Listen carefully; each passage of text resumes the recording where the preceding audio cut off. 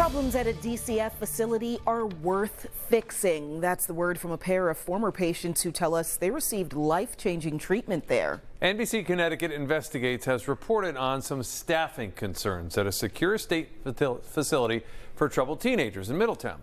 Chief Investigator Len Bestoff spoke exclusively with two people who went through that program to get their perspective. The first time I had attempted to take my life, I was in the 5th grade. I have a lot of PTSD, anxiety, depression, trauma. Amanda and ReAnn had serious mental health problems a decade ago. They went to inpatient programs in and out of state, eventually landing at the Solnit South facility in Middletown, overseen by the Department of Children and Families. When they gave me the news I was going to Solnit, I was so scared. Amanda was scared too, but after months of struggling, things changed. I would say what really kind of pushed me for everything to click was when one of the staff told me that they had been in similar shoes that I had, and that they were able to get out of it and work at Solnit to help other people. ReAnn's improvement came when she and Amanda became roommates. Honestly, I feel like the light bulb moment is when I saw Amanda taking her program seriously,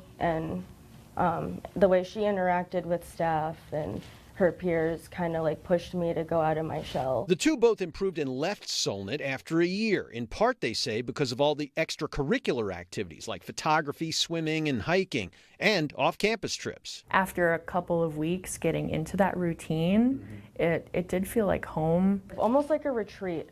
That's the best way I can really describe it. They say they've heard many of these programs at Solnit have been trimmed back. Amanda and ReAnn are still roommates, and both are now working in the mental health field. Amanda even applied to work at Solnit. I would love to become a therapist, specifically and like adolescent child therapist. The friends with a lifelong bond hope Solnit can now solve its own problems, with reports of understaffing that caused unrest, with multiple staff getting hurt. I think it's really sad because that's not how I remember Solnit when I left all those years ago. The Solnit hospital license was just transferred from DCF to Yukon Health. The two organizations are now trying to tackle claims of understaffing and other issues.